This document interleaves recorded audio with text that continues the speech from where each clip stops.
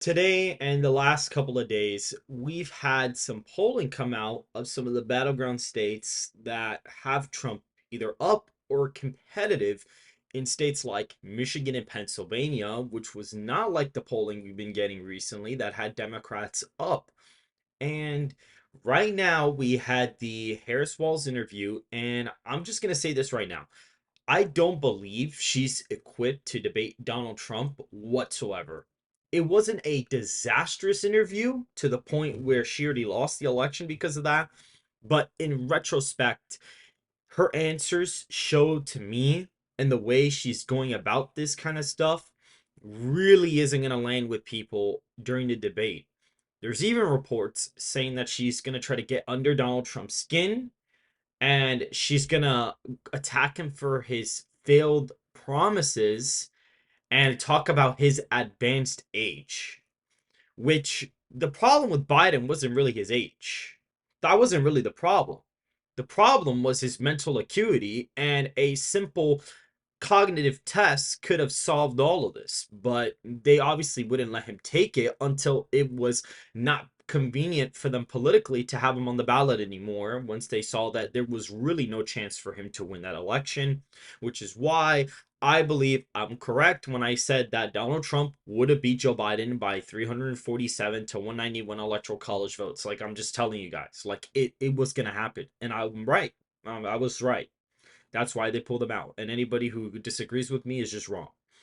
And so now, looking at this matchup, clearly she picked up certain Democrat votes according to the polling. But again, Mark Halpern, somebody who is in charge of the two-way channel on YouTube, and Rich Barris have been saying that Kamala Harris is not performing as well with white voters or seniors to the way that, the polls make it out to be. And Mark Halpern basically suggested that Harris is going to be where she was at in the beginning of her presidential cycle, or where Joe Biden was pre-debate, which it seems like the polling is starting to head in that direction. Even Rasmussen's nightly graph that he posts has Donald Trump picking up steam after the Harris Walz interview. And there have even been leaks that supposedly she wants to reaffirm the no muted mics thing, even though that was politically convenient for them to have before and it didn't even end up working out for them. And then now, even though she agreed to do the muted mics, she doesn't want them. And it's literally this. This is what she wants to do during the debate. All she wants to go is Donald Trump speaking, and she wants to go, Donald, I'm speaking. Donald, I'm speaking. That's literally the only reason why she wants to have the mics not muted. That's literally the only reason why. But she may not get her way. And not only that, the problem is that there are leaks saying that she wants to pull out of the debate because they're not changing the rules in her favor, even though the terms were agreed upon. I'm going to tell you right now, if she drops out of the debate, liberal election Twitter better be praying. They better, I'm telling you, they better be praying.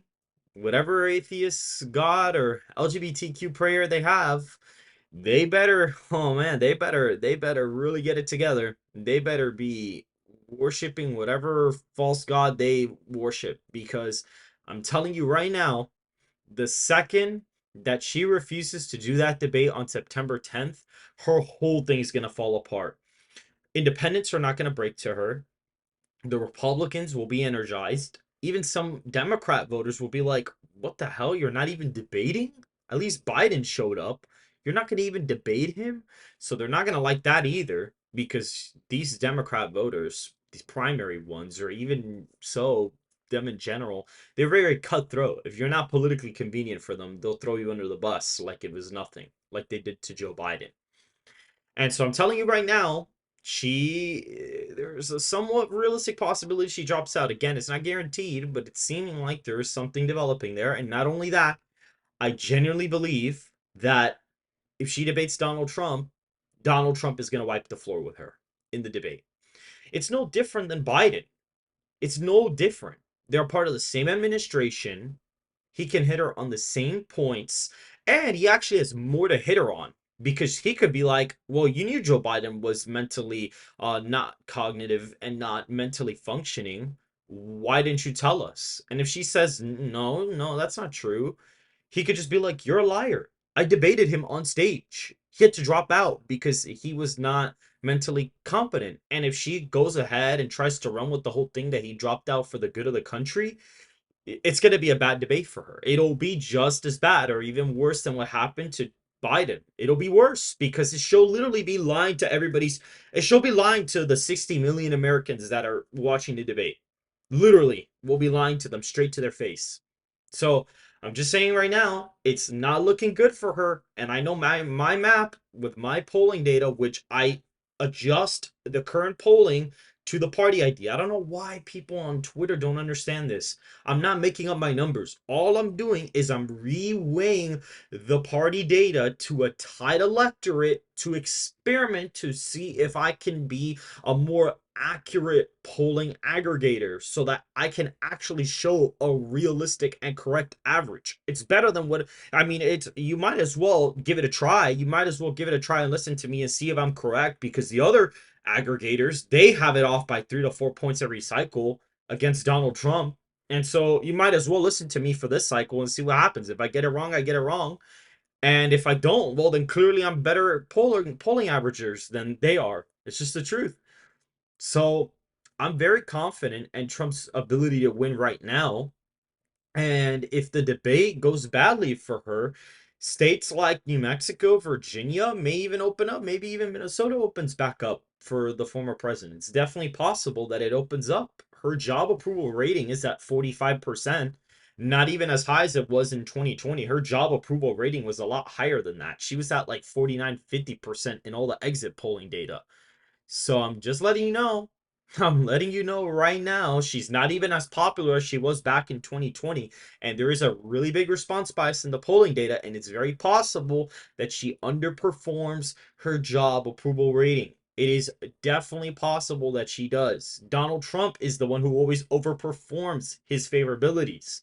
Harris's actual job approval is lower than her favorability rating. There's two different things.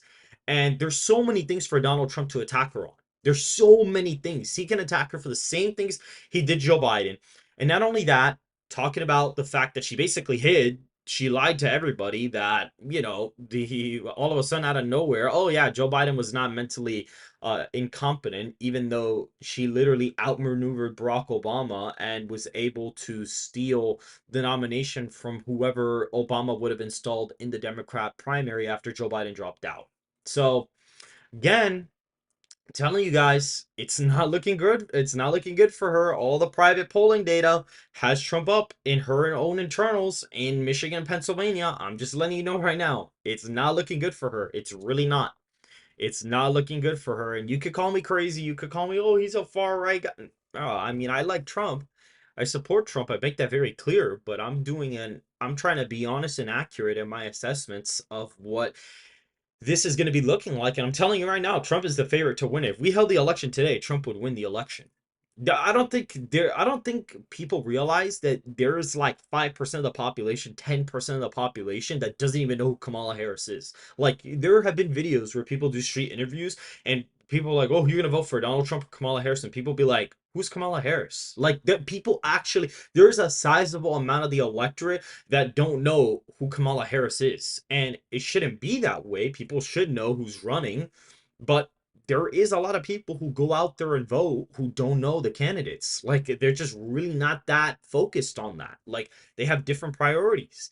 And if they go to the ballot and they see Donald Trump is paired up against somebody they don't know, the chances of them voting for Kamala Harris go down a bit. Maybe they still break Democrat, but it's like, wait, who is this? I didn't know. I thought it was gonna be Biden.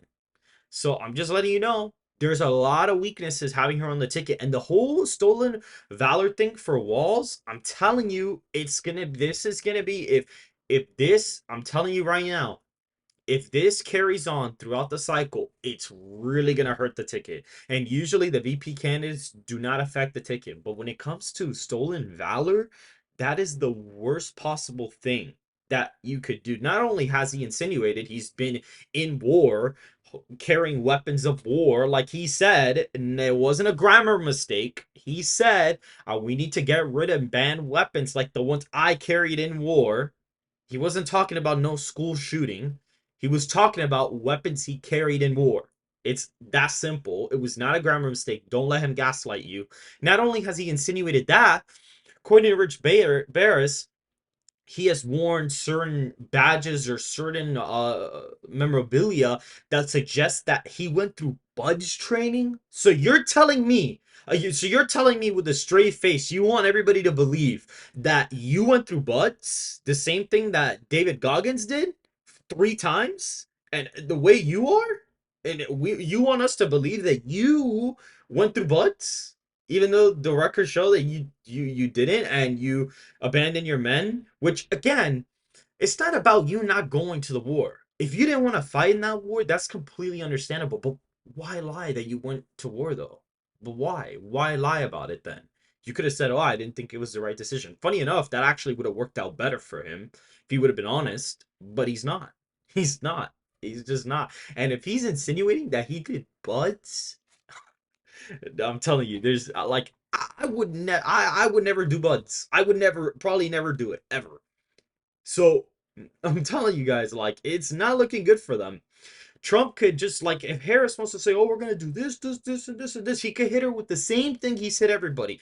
Well, you've been there for 3.5 years. Day one for you started 1,300 days ago. Why haven't you done any of this stuff? And it's true. And then she's gonna be like, "Well, actually, I'm the vice president, Mr. Trump. I'm not the president of the United States." And he could just hit her with, "Well, your other guy, the president, doesn't even know where he's at or what he's saying. You were clearly making all the decisions." He could hit her with that, and I hope he does. I hope he literally tells her straight to her face, "We're not stupid. We know you're making all the decisions because this guy can't.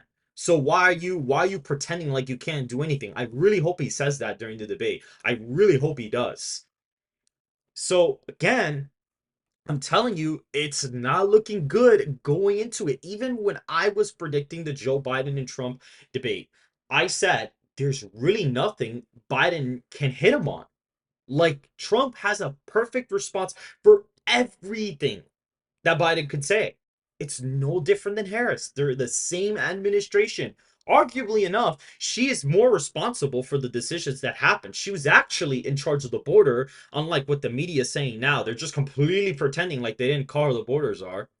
And not only that, she is literally, she, of course, she was in charge of the border, but she's more politically responsible for the indictments on Donald Trump than even Biden is. She's the one who is friends with Judge Mercant's daughter. She's the one that's friends with that daughter's law firm or whatever. She's one of her clients.